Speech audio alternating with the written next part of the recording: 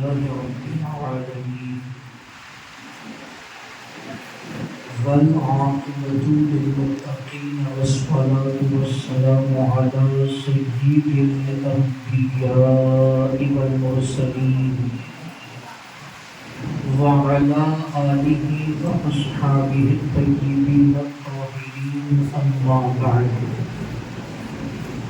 فأعوذ بالله من الشيطان الرجيم بسم الله الرحمن الرحيم لقد من الله على المؤمنين إذ بعث فيهم رسولا صدق الله العظيم غوث أعظم بمني بسرو ساما مددي قبلي دي مددي کعبے ایمان مددی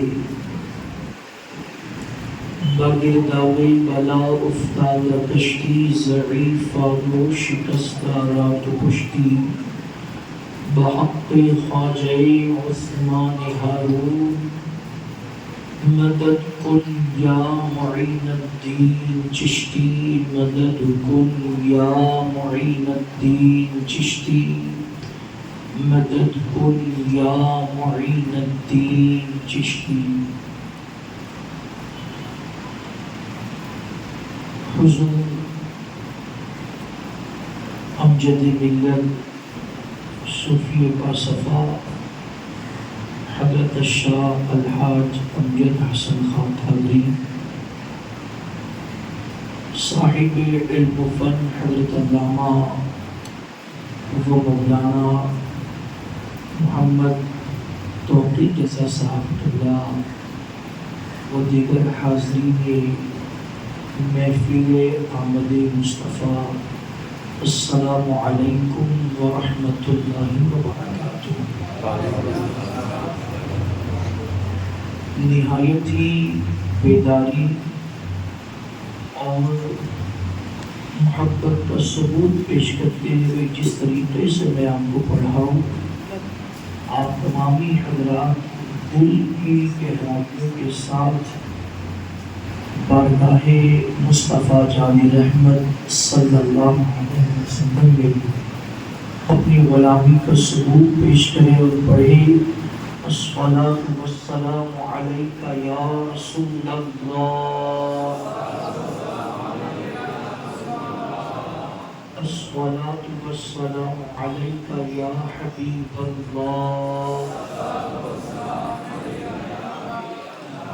الصلاۃ والسلام علیک یا نور اللہ، وعلى آلك وأصحابك يا حبيب الله، صلی اللہ تعالی علیہ وسلم۔ شاعر کہتے ہیں فضل رب العلا اور کیا چاہیے، فضل رب العلا اور کیا چاہیے، ارے مل گئے مصطفیٰ اور کیا چاہیے، مل گئے مصطفیٰ اور کیا چاہیے، بھر کے جھولی میری میرے سرکار نے، بھر کے جھولی میری میرے سرکار نے مسکرا کے کہا اور کیا چاہیے، مسکرا کے کہا اور کیا چاہیے، نثار تیری چہل پہل پر ہزاروں عید ربیع الاول، سوائے ابلیس کے جہاں میں سبھی تو خوشیاں منا رہے ہیں۔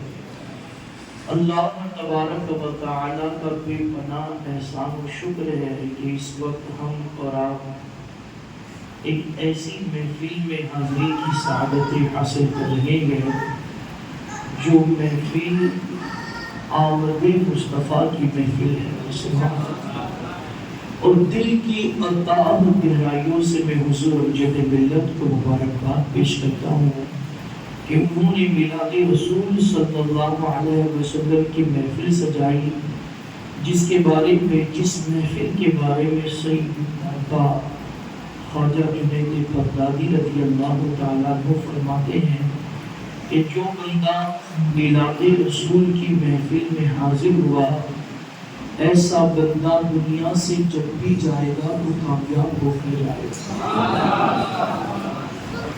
یقیناً اللہ تبارک و تعالیٰ کے انگنت احسان ہم بندوں پر ہے۔ اس کی کس احسان کا ہم ذکر کریں، اس کی کس نعمت کا ہم ذکر کریں؟ اگر ہم صرف اپنے وجود میں غور کریں تو ہم اپنے وجود ہی میں اللہ تبارک و تعالیٰ کی دی ہوئی کروڑوں نعمت کا مشاہدہ کر سکتے ہیں، اور ایسی ایسی نعمتیں ہیں کہ ساری دنیا کی طاقت مل کر بھی اس نعمت کا نعمت بدل ہمیں نہیں دے سکتے۔ مثال کے طور پر بندہ صحیح و سالم ہے، اتفاق ایکسیڈنٹ ہوا، پیر کی ہڈی ٹوٹی، آپریشن ہوا، بہت ساری ٹیکنالوجی کے ذریعے سے ڈاکٹروں نے علاج کیا، ٹوٹا ہوا پیر جوڑ دیا، بندہ چلنے لگا۔ لیکن مجھے بتائے لاکھ ٹیکنالوجی کے باوجود، آپریشن کے باوجود، ڈاکٹروں کی محنت کے باوجود کیا وہ بندہ اپنے پیر میں وہ طاقت و قوت محسوس کرے گا جو اللہ کی دی ہوئی تھی؟ نہیں۔ اس طریقے سے کروڑوں مثالیں ہم اپنے وجود کے اندر موجودہ نعمتوں کے حوالے سے محسوس کر سکتے ہیں۔ اگر ہم اپنی ذات کے علاوہ دیکھیں تو پتہ چلے گا کہ زمین کا بچھونا اللہ کی نعمت ہے، آسمان کا شامیانہ اللہ کی نعمت ہے، سمندروں کی طغیانی اللہ کی نعمت ہے، دریاؤں کی روانی اللہ کی نعمت ہے، پھولوں کا مہکنا اللہ کی نعمت ہے، چڑیوں کا چہکنا اللہ کی نعمت ہے، ستاروں کی انجمن اللہ کی نعمت ہے، چاند کے ارد گرد کہکشاں کی نعمت اللہ تبارک و تعالیٰ کی دی ہوئی نعمت ہے۔ اس طریقے سے کائنات میں اللہ کی انگنت نعمت ہے۔ لیکن اگر ہم قرآن کا جائزہ لیں، کہیں بھی یہ نہیں ملتا ہے کہ اللہ تبارک و تعالیٰ نے کسی نعمت کو دے کر یہ ذکر کیا کہ اے بندو ہم نے تمہیں زمین دے کر تم پر احسان کیا ہے، ہم نے آسمان دے کر تم پر احسان کیا ہے، اے بندے تجھے ہم نے آنکھ دی اور تجھ پر احسان کیا، بولنے کے لیے زبان دی اور تجھ پر احسان کیا، چلنے کے لیے پیر دیے اور تجھ پر احسان کیا، پکڑنے کے لیے ہاتھ دیے اور تجھ پر احسان کیا۔ اللہ تبارک و تعالیٰ نے ہمیں کروڑوں نعمتیں دی ہے، لیکن کسی ایک نعمت پر بھی اللہ نے یہ نہیں فرمایا کہ میرے بندو ہم نے تمہیں فلاں نعمت دی اور تم پر احسان کیا، ہم نے تمہیں فلاں نعمت دی اور تم پر احسان کیا۔ کسی نعمت کے بارے میں اللہ تبارک و تعالیٰ نے احسان نہیں جتایا، لیکن ایک ایسی عظیم نعمت ہے جس نعمت کو محمد رسول اللہ کہا جاتا ہے، جس نعمت کو مصطفیٰ جان رحمت کہا جاتا ہے۔ جب مصطفیٰ جان رحمت صلی اللہ علیہ وسلم جیسی عظیم نعمت اللہ ہم کو دیتا ہے تو ارشاد فرماتا ہے لقد من اللہ علی المؤمنین اذ بعث فیہم رسولا، کہ لوگوں جان لو اللہ نے مومنوں پر احسان کیا ہے کہ ان کے درمیان اپنے محبوب کو پیدا کر دیا۔ اللہ تبارک و تعالیٰ کروڑوں نعمتیں دے لیکن کہیں احسان نہیں جتائے، لیکن جب مصطفیٰ کو پیدا کرتا ہے، جب مصطفیٰ کو بھیجتا ہے، جب مصطفیٰ کو دیتا ہے تو احسان جتاتا ہے۔ میرے مالک بات سمجھ میں نہیں آ رہی ہے، چاند بھی دینا یہ تیری نعمت ہے، سورج کا دینا یہ تیری ہی نعمت ہے، زمین کا بچھونا تیری نعمت ہے، آسمان کا شامیانہ تیری نعمت ہے، انسانوں کو وجود ملنا یہ تیری نعمت ہے، ہوا جس کے ذریعے سے ہم سانس لے رہے ہیں، یہ تیری نعمت ہے۔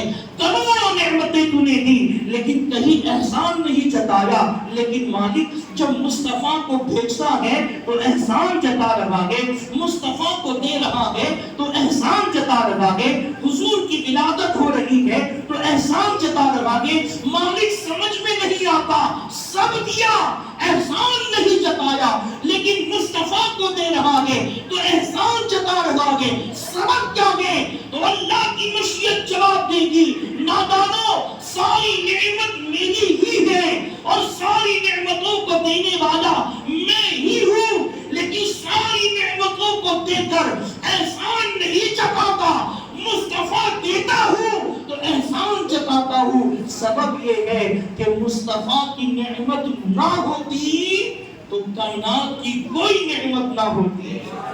ارے کائنات کی کوئی نعمت تو دور، کائنات ہی نہیں ہوتی۔ پتا چلا یہ زمین کا بچھونا مصطفیٰ کا صدقہ ہے، یہ زمین کا بچھونا حضور کی میلاد کا صدقہ ہے، یہ آسمان کا شامیانہ حضور کی میلاد کا صدقہ ہے، یہ چڑیوں کا چہکنا حضور کی میلاد کا صدقہ ہے، یہ پھولوں کا مہکنا حضور کی میلاد کا صدقہ ہے، یہ ستاروں کی انجمن حضور کی میلاد کا صدقہ ہے، یہ سمندر کی طغیانی حضور کی میلاد کا صدقہ ہے، یہ دریا کی روانی حضور کی میلاد کا صدقہ ہے۔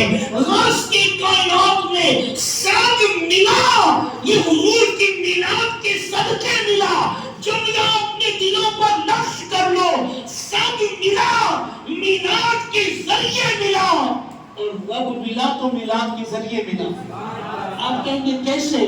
تو میں عرض کروں، حدیث قدسی ہے، میرے رب نے فرمایا محبوب اگر تجھے پیدا کرنا ہمارا مقصد نہ ہوتا تو ہم کائنات کی کسی چیز کو پیدا نہیں کرتے، نہ انبیاء کو وجود ملتا، نہ فرشتوں کی تخلیق ہوتی۔ حتیٰ کہ حدیث قدسی ہے، اللہ فرماتا حتیٰ کہ محبوب اگر تجھے پیدا کرنا ہمارا مقصود نہ ہوتا تو ہم اپنے رب ہونے کو بھی ظاہر نہیں کرتے۔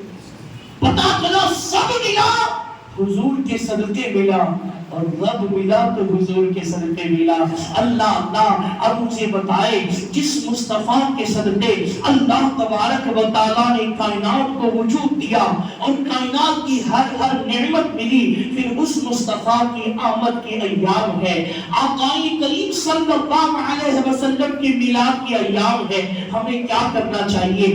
آقائے کریم کی میلاد کا ہمیں جشن منانا چاہیے، اس لیے کہ جب آپ نے سمجھ لیا حضور کا ملنا یہ کائنات کی سب سے بڑی نعمت کا ملنا ہے۔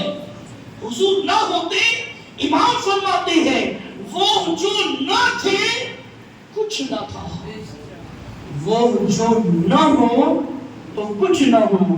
ارے جان ہے وہ جہان کی، جان ہے تو جہان ہے۔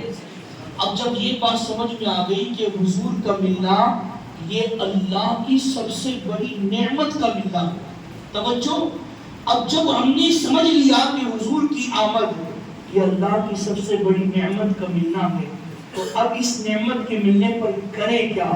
تو قرآن سے ہم پوچھتے ہیں تو قرآن جواب دیتا ہے وَأَمَّا بِنِعْمَتِ رَبِّكَ فَحَدِّثْ، کہ تم اپنے رب کی نعمت کا خوب چرچا کرو، تم اپنے رب کی نعمت کا خوب چرچا کرو۔ اب چرچا کیسے ہوتا ہے؟ ایسے کہ جیسے عام دنوں میں ہمارے گھر میں 4 بلب چلتے تھے اور انہیں اللہ کی نعمت کا چرچا کرنا جو چاروں بلب کو بند کر کے اندھیرا کر دیا، ایسے ہی تو چرچا ہوگا۔ کیسے ہوگا؟ جواب دیں۔ اصل میں بیان سے پہلے تھوڑا ماحول بنا دیا جاتا تھا بیداری کا، تو حضرت کا بیان ہو جاتا تو عوام بیدار ہوتی ہے۔ عوام بہت سست بیٹھی ہوئی، کیا بات ہے چائے پانی چاہیے، ناشتہ تو نہیں کرنا؟ زور سے جواب دے، سبحان اللہ کہیں اور بلند آواز سے کہیں۔ بھائی اگر آپ کے گھر میں روشنی کے قمقمے چل رہے ہیں، کسی نے پوچھا حاجی صاحب اتنی روشنی تو عام دنوں میں نہیں ہوتی، آج کیوں ہے روشنی کا اہتمام؟ آپ کہیں گے اللہ نے میرے گھر اولاد کی نعمت دی ہے، اسی نعمت کا میں چرچا کر رہا ہوں۔ پتا چلا اگر نعمت کے ملنے پر چرچا کیا جاتا ہے تو عام حالات میں اگر 10 بلب جلتے ہیں تو نعمت کا چرچا کرنے کے لیے 100 بلب جلا دیے جاتے ہیں۔ نعمت کا چرچا جب کرنا ہوتا ہے تو انسان اپنی جیب کی وسعت کے مطابق خرچ کرتا ہے اور روشنی کا اہتمام کرتا ہے، چراغاں کا اہتمام کرتا ہے، مبارکبادیاں پیش کی جاتی ہے، گلے ملے جاتے ہیں، مصافحہ معانقہ ہوتا ہے اور ایک خوشی کا اظہار ہوتا ہے۔ پتا چلا نعمت کا اگر چرچا کرنا ہے تو یہ سارا اہتمام کرنا پڑتا ہے، لیکن آج بڑی معذرت کے ساتھ کچھ ہمارے بھائی لوگ غلط فہمی کی بنیاد اس کو سمجھ نہیں پا رہے ہیں اور ان کے ذہن میں ایک وسوسہ ہے، حالانکہ وہ وسوسہ بھی قابل غور ہے، اس پر غور کرنے کی ضرورت ہے۔ وہ وسوسہ کیا ہے؟ آج کچھ لوگ یہ کہتے ہیں کہ آقا کریم صلی اللہ علیہ وسلم کا وصال 12 ربیع الاول کو ہوا تھا، اور یقیناً یہ تاریخ ہے، ولادت کی تاریخ بھی کتنی ہے؟ 12 ربیع الاول، اور وصال کی تاریخ بھی 12 ربیع الاول۔ اگرچہ اس میں مختلف اقوال بھی ہے، لیکن جو عام ہے لوگوں کے ذہنوں میں وہ تاریخ میں عرض کر رہا ہوں۔ حضور کی ولادت کی تاریخ کیا ہے اور وصال کی؟ کچھ لوگ یہ ذہن دے رہے ہیں اور غلط فہمی کی بنیاد وہ یہ کہہ رہے ہیں یار 12 تاریخ تو حضور کے وصال کی تاریخ ہے، تو یہ سنیوں کو کیا ہو گیا کہ حضور کی وصال پر جشن کا ماحول مناتے ہیں، اور وہ سوال پیدا کرتے ہیں کہ بتاؤ اگر تمہارا باپ جس دن مر جائے تو کیا اس دن تم جھنڈیاں لہراتے ہو؟ اگر کوئی مر جائے تو کیا اس دن چراغاں کا اہتمام ہوتا؟ اگر کسی دن کوئی مر جائے تو کیا روشنی اور تمغے سے گلیوں کو جگمگ جگمگ کیا جاتا ہے؟ جس دن کوئی مر جائے کیا اس دن مبارکبادیاں پیش کی جاتی ہیں، مصافحہ معانقہ ہوتا ہے، مٹھائیاں تقسیم کی جاتی ہیں، لنگر تقسیم کیے جاتے ہیں، خوشی کا ماحول اور جشن کا ماحول کریٹ کیا جاتا ہے؟ میں کہوں گا بات تم نے بالکل سچی کہی ہے کہ اگر کوئی مر جائے تو خوشی کا ماحول نہیں ہوتا، اگر کوئی مر جائے تو جشن کا ماحول نہیں ہوتا، اگر کوئی مر جائے تو چراغاں نہیں کیا جاتا، اگر کوئی مر جائے تو روشنی کے کنکوں سے گلیوں کو جگمگ نہیں کیا جاتا، اگر کوئی مر جائے تو مٹھائیاں تقسیم نہیں کی جاتی، اگر کوئی مر جائے تو مبارکبادیاں نہیں پیش کی جاتی۔ ہاں یہ اس وقت ہوتا ہے جب کوئی مر جائے، مگر اللہ کی عزت کی قسم میرا مصطفیٰ تو کل بھی زندہ تھا، آج بھی زندہ ہے اور قیامت تک بھی زندہ رہے گا۔ ارے جو نبی زندہ ہے اس کا وصال نہیں جشن میلاد منایا جاتا۔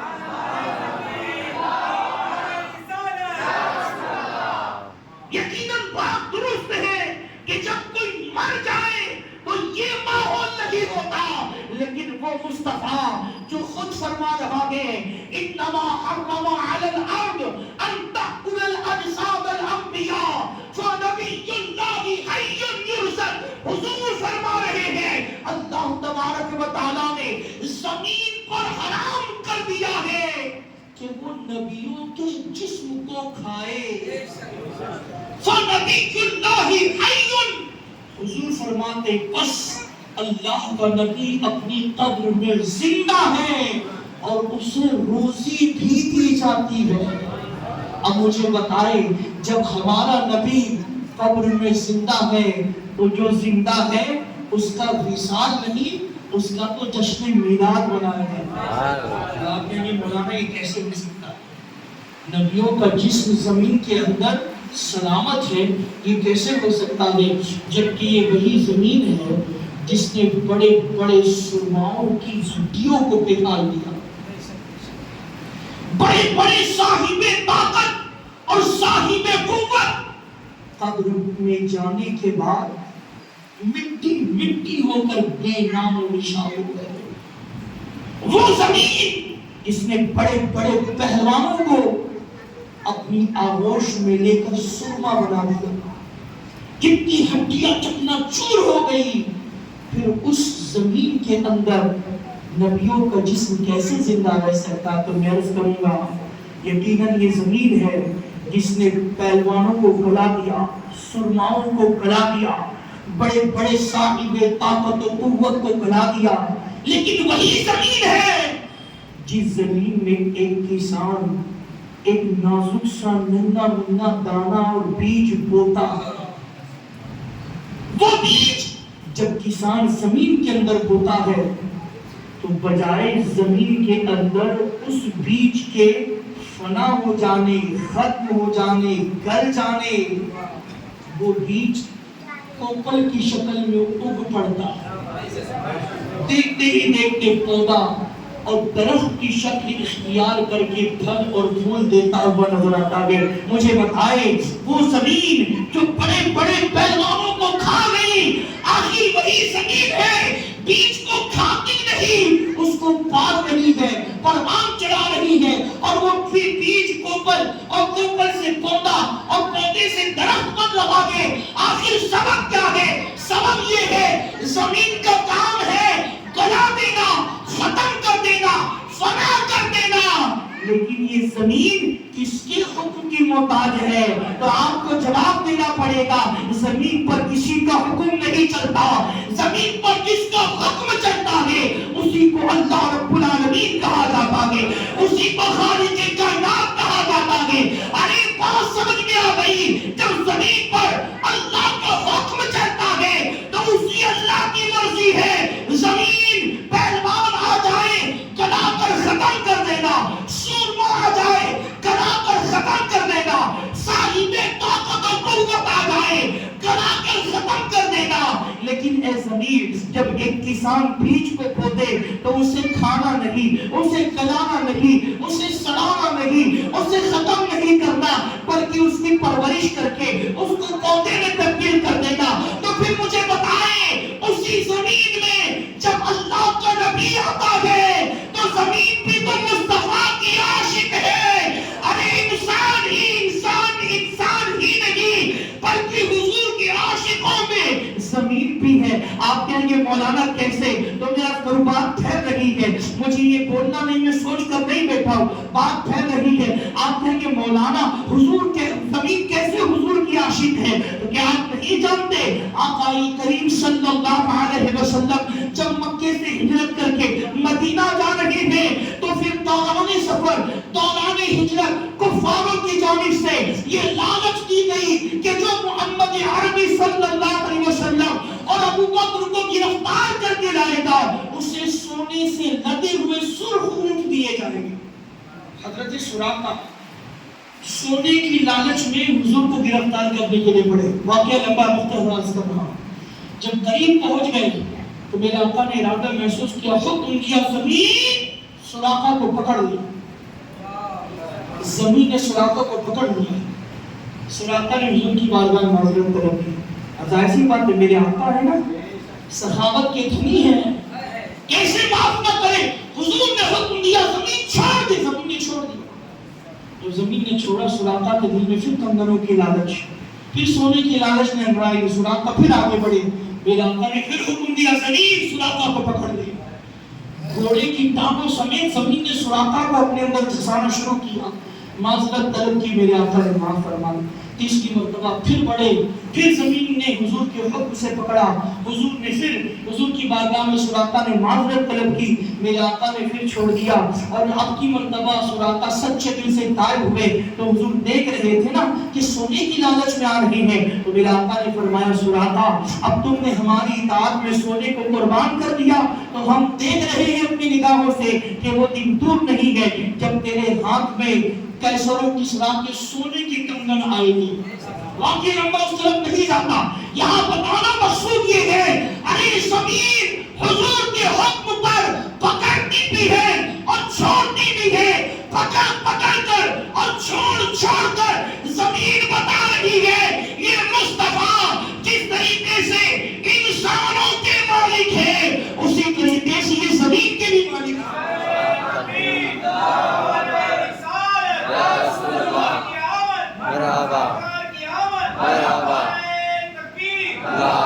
تو جس کے حکم سے زمین سراقہ کو کی ہے. پھر وہی نبی جب وصال کے بعد اسی زمین کے سینے میں آیا ہوگا تو زمین کی قسمت اور زمین کی تو معراج ہوگی اس طرف نہیں جاتا. المختصر یہ قرآن و حدیث کی روشنی میں اللہ کے حبیب صلی اللہ علیہ وسلم اپنی قبر میں حیات ہے، اور جب حضور اپنی قبر میں حیات ہے تو جو زندہ نبی ہوتا ہے اس کا وصال نہیں جشن میلاد بنا. محمد ہمارے بڑی شان والے آقائے دو جہاں صلی اللہ علیہ وسلم کی میلاد کیا ہے؟ حضور کی میلاد. اور میلاد کا پڑھنا اور پڑھوانا کتنی بڑی بات ہے. اگر سمجھنا ہے تو سمجھو.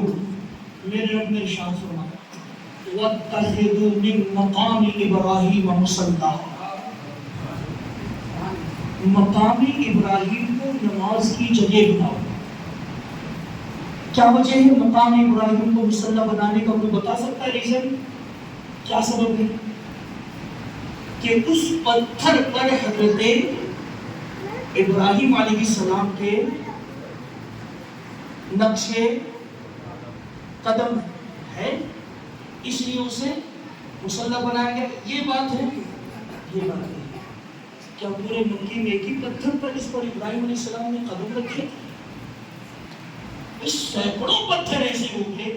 اور نبی کا یہ معجزہ ہوتا ہے کہ جس پتھر پر قدم رکھتے ہیں وہ پتھر اپنے آپ کو موم بنا لیتا تھا، نقش قدم جم جاتا تھا.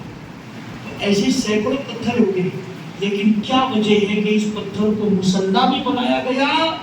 اور وہ دین جو پتھروں کی محبت انسانوں کے دلوں سے نکالنے کے لیے آیا تھا، وہی دین حکم دے رہا ہے کہ سارے پتھر تو کعبے سے نکل جائیں گے لیکن ایک پتھر قیامت تک کے رہے گا. سبب کیا ہے؟ ریزن کیا ہے؟ تو میں جواب تو سبب یہ ہے کہ یہ وہ پتھر ہے جس پتھر پر کھڑے ہو کر حضرت ابراہیم علیہ السلام کعبے کی تعمیر کرتے تھے. جب تعمیر کمپلیٹ ہوئی حضرت اسماعیل پتھر لا کر دے رہے ہیں، ابراہیم علیہ السلام پتھر رچ رہے ہیں، دیوار بڑھ رہی ہے، پتھر کی ہائٹ بھی بڑھتی، ضرورت کے مطابق ہائٹ کم بھی ہو جاتی. جب کعبے کی تعمیر کمپلیٹ ہوئی حضرت ابراہیم علیہ السلام نے رب کے دربار میں اس کے مالک مزدوری محنت پوری ہو گئی. محنت کے مکمل ہونے پر مزدوری بھی تو دی جاتی ہے. اے مالک مجھے بھی مزدوری عطا فرما دے. تو میرے رب نے فرمایا ابراہیم مانگو کیا مانگتے ہو؟ کعبے کی تعمیر پر جو مزدوری طلب کرو تمہیں عطا کی جائے گی. حضرت ابراہیم علیہ السلام نے عرض کیا کہ میرے مالک کچھ اور نہیں، ایک ہی مزدوری ہے، ایک ہی انعام، ایک ہی بدلہ ہے، ایک ہی محنتانہ ہے، اور وہ یہ ہے میرے مولا کہ میری نسل میں محمد کو پیدا کر. سبحان اللہ. توجہ کیا دعا ہوئی؟ قرآن میں آیت ہے. حضرت ابراہیم نے دعا کی کہ میری نسل میں محمد کو پیدا کر دے، محمد کا میلاد کر دے. اب توجہ، سینکڑوں پتھر تھے جن پر کھڑے ہو کر ابراہیم علیہ السلام نے اپنے قدم کے نقش بنائے تھے، لیکن ان تمام پتھروں میں ایک ہی پتھر محفوظ رہا جسے مقام ابراہیم کہا گیا. سبب یہ ہے یہ وہ پتھر ہے کہ اسی پتھر پر نبی کا میلاد پڑھا گیا تھا. نبی کی ولادت کی بات کی گئی تھی، نبی کی میلاد کا ذکر کیا گیا تھا، نبی کے پیدا ہونے کا تذکرہ کیا گیا تھا. مالک نے فیصلہ کیا سارے پتھر ختم ہو گئے لیکن قیامت تک کے مقام ابراہیم پر جو پتھر ہے وہ باقی رہے گا، کیونکہ اس پتھر پر میرے نبی کا میلاد پڑھا گیا تھا. یارو اگر چاہتے ہو تمہارے گھر بھی ہمیشہ سلامت رہے تو اپنے گھروں میں نبی کا میلاد پڑھانا شروع کرو. خانقاہیں سلامت رہے، خانقاہوں میں میلاد پڑھاؤ. مسجدیں باقی رہے، کسی کی مسجد پر کوئی بلڈوزر نہ چلے تو مسجدوں میں حضور کا میلاد پڑھاؤ. کہ یہ قرآن بتا رہا کہ قدرت کا دستور ہے جہاں جہاں میلاد ہوگی وہ چیز، وہ مقام باقی رہے۔ اے رسول اعظم صلی اللہ علیہ وسلم کے دیوانوں، سوال یہ پیدا ہوتا ہے کہ یہ سنی لوگ جو جلوس نکالتے ہیں، جو جھنڈے لگاتے ہیں، تو اس کا کوئی ثبوت ہے؟ انہوں نے اپنے طور پر یہ معاملہ کر دیا۔ حضور کے زمانے میں تو ایسا کوئی جلوس نہیں تھا، حضور کے زمانے میں اس اہتمام کے ساتھ جلوس نہیں نکالا جاتا تھا۔ تو چونکہ حضور کے زمانے میں جو نہیں تھا وہ ہم نے بعد میں شروع کیا اور دین کے نام پہ شروع کیا، تو یہ بدعت ہے، اور ہر بدعت گمراہی ہے اور جہنم میں لے جانے والی ہے۔ یہ تشریح پیش کی جاتی ہے۔ تو میں عرض کروں کہ حضور کے زمانے میں جو نہیں تھا، بعد میں اس چیز کو دین کے نام پر کرنا اگر بدعت سیاح یعنی جہنم میں لے جانے والا کام ہے، تو اللہ کی عزت کی قسم میرے آقا صلی اللہ علیہ وسلم کے زمانے میں موجودہ کتابی شکل والا قرآن بھی نہیں تھا۔ تو بچوں ہیں جو آج کتابی شکل یہ جو دیکھ رہے ہیں آپ، ایسی کتابی شکل میں حضور کے زمانے میں قرآن موجود۔ اب مجھے بتائے جو حضور کے زمانے میں نہیں تھا، بعد میں کوئی اسے دین سمجھ کر اپنائے تو وہ جہنم میں لے جانے والا عمل ہے۔ تو مجھے بتائے دنیا کے اندر اربوں خربوں مسلمان جو یہ قرآن پڑھ رہے ہیں، جو حضور کے زمانے میں نہیں تھا، تو پھر یہ قرآن پڑھ کر وہ جنت میں جا رہے کہ جہنم میں جا رہے؟ جو لوگ غلط تشریح کرتے ہیں ان کے مطابق دنیا کا ہر مسلمان دوزخ میں جا رہا ہے، کیونکہ دنیا کا ہر مسلمان ایسا قرآن پڑھ رہا ہے، اور ایسا قرآن حضور کے زمانے میں نہیں تھا۔ حضور کے زمانے میں جو قرآن تھا وہ کیسا تھا؟ درختوں کی چھال پر لکھا ہوا، لکڑی پر تختیوں پر لکھا ہوا، پتوں پر لکھا ہوا۔ یہ تو قرآن پاک عثمانی غنی کے زمانے میں جمع ہوا کتابی شکل سے۔ حضور کے زمانے میں کیا ماربل والی مسجد تھی؟ پھر آج جتنی مسجدیں ماربل والی سب کو شہید کر دو، کیونکہ حضور کے زمانے میں جو نہیں تھا اگر وہ بدعت ہے تو پھر کائنات میں جتنی مسجدیں ماربل والی سب بدعت ہیں، توڑ ڈالو اور کھجور کی چٹائی والی مسجد بنا، کیونکہ حضور کے زمانے میں کھجور کی چٹائی والی مسجد تھی۔ ایسا نہیں۔ سنیں تشریح کیا ہے بدعت کی اور نئے کام کی؟ وہ نیا کام جو حضور کے زمانے میں نہیں تھا، بعد میں ایجاد کیا، اور وہ کام نہ قرآن سے ٹکراتا ہے، نہ سنت سے ٹکراتا ہے، نہ صحابہ کے عمل سے ٹکراتا ہے۔ ایسا کام جنت میں لے جانے والا کام ہے۔ سبحان اللہ۔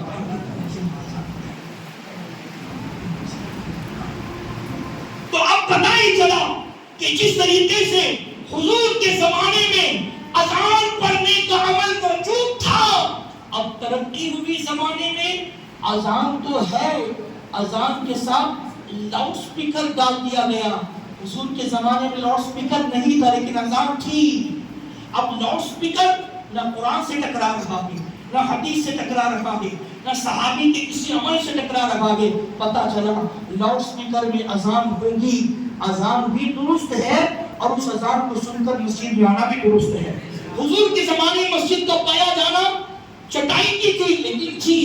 اب زمانہ ترقی کی طرف بڑھا، ٹیکنالوجی کی طرف بڑھا، اب چٹائی کی نہیں چونے اور مٹی کی گاروں کی اینٹ بنائی رکھی اور اس کی مسجد بنی۔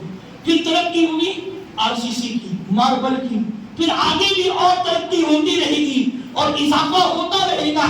لیکن چونکہ حضور کے زمانے میں مسجد تھی، اب قیامت تک کی مسجد میں جتنی ٹیکنالوجی یوز کی جائے گی اس کا یوز کرنا بھی درست ہوگا، اور وہ بدعت نہیں ہے بلکہ وہ ثواب کا کام ہوگا۔ اب مجھے بتائے حضور نے اپنا میلاد منایا کہ نہیں؟ صرف ایک بات تو ہم سمجھ لیتے ہیں، اگر حضور نے میلاد منایا تو قیامت تک یہ میلاد منایا جائے گا، ہر ٹیکنالوجی یوز کی جائے گی، ہر ترقی یوز کی جائے گی، صرف وہ کام جو قرآن سے ٹکرائے، حدیث سے ٹکرائے، صحابہ کے عمل سے ٹکرائے وہ نہیں ہوگا۔ اس کے علاوہ جو ٹیکنالوجی آپ یوز کر سکتے ہیں کریں گے۔ اب ہم دیکھتے ہیں حضور نے اپنا میلاد منایا کہ نہیں۔ آخری بات تو میں آپ کو بتاؤں، میرے آقا نے صرف اپنی میلاد منائی ہی نہیں، اپنی میلاد کا لنگر بھی کھلایا۔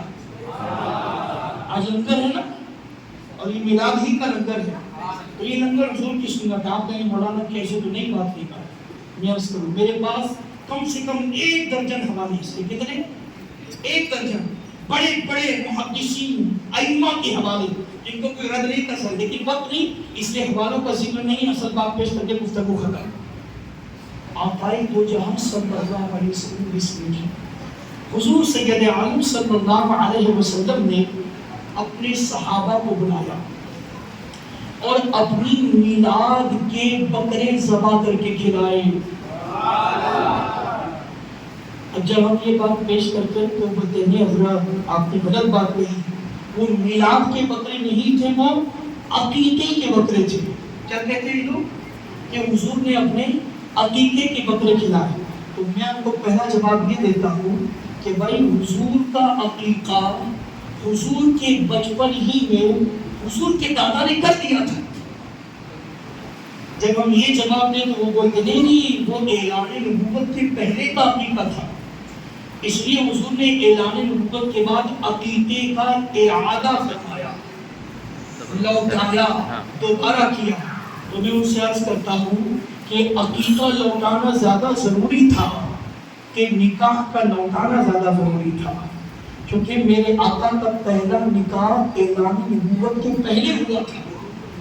تو اگر اعلان نبوت کے پہلے والا عمل لوٹانا ضروری ہے تو عقیقے سے زیادہ نکاح کا لوٹانا ضروری تھا، لیکن میرے آقا نے نکاح کا ارادہ نہیں کیا بلکہ اپنے میلاد کے بکرے، اور اگر مان لیا جائے کہ وہ عقیقے کے بکرے تھے تو مجھے بتائے عقیقہ کسی کے چہلم پر ہوتا ہے کہ پیدائش کی خوشی میں ہوتا ہے؟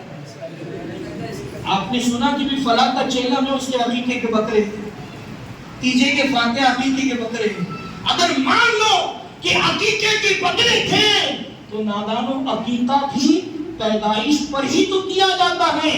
گویا میرے آقا نے عقیقے کے بکرے کھلائے، گویا میلاد کے بکرے کھلائے، اور قیامت تک کے مسلمانوں کو پیغام دے دیا کہ میلاد کا لنگر بدعت نہیں، مصطفیٰ کی سنت ہے۔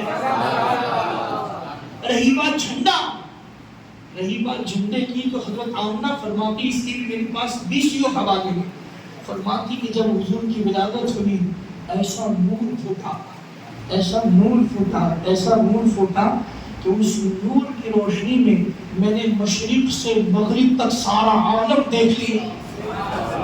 مصطفیٰ پیدا ہو تو نبی کے امی کے دیکھنے کی شان یہ ہو جاتی ہے، نبی کی امی ایک آن میں پوری دنیا دیکھتی ہے تو نبی کے دیکھنے کا عالم کیا ہوگا۔ فرماتی جب میں نے مشرق سے مغرب تک ساری کائنات دیکھ لی تو میں نے دیکھا 3 جھنڈے لانے والے لائے، ایک مشرق میں گاڑا گیا، ایک مغرب میں گاڑا گیا، اور ایک کعبے کی چھت پر گاڑا گیا۔ مولا ایسا کیوں ہوا؟ مشرق ایک، مغرب ایک اور کعبے پہ۔ تو میں آپ کو بتاؤں ماضی میں ان زمانوں میں الگ الگ علاقوں کی الگ الگ حکومتیں ہوتی تھیں، اور ان کی حکومتوں کی جو سرحدیں ہوتی تھی، باؤنڈریز ہوتی تھی، ان باؤنڈری پر ان کے جھنڈے نصب کیے جاتے ہیں۔ وہی جھنڈا دیکھو یہ فلاں بادشاہ کا ہے، اس کی یہ باؤنڈری ہے، یہ جھنڈا دیکھو فلاں راجا کا یہ علاقہ ہے، اس کا علاقہ ہے۔ تو یہ جھنڈے طے کرتے ہیں کہ باؤنڈریز، علاقہ، ایریا، یہ جھنڈے طے کرتے ہیں۔ قربان جائے میرے آقا کی جب ولادت ہوئی تو مشرق میں ایک جھنڈا، مغرب میں ایک جھنڈا، اور کعبے کی چھت پہ ایک جھنڈا۔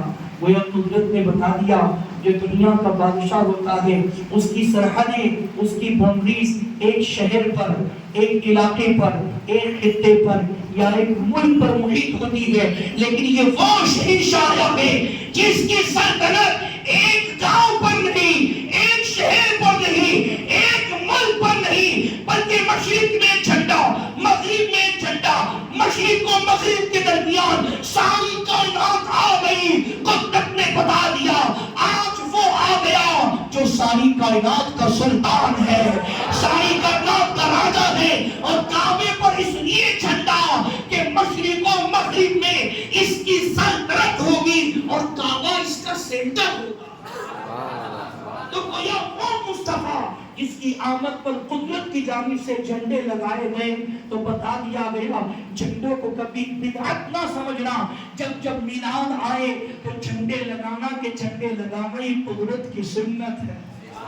اے رسول اعظم صلی اللہ علیہ وسلم کے دیوانوں، جہاں جھنڈے لگائے، جلوس نکالے، روشنی کے کنکو میں مٹھائیاں لنگر ساری چیزیں کرے، ضرور کرے، لیکن یاد رکھنا حضور کی آمد کا سب سے بنیادی مقصد یہ تھا کہ اللہ کے بندوں کی آوارہ پیشانیاں خدا کی بارگاہ میں چھپ جائیں۔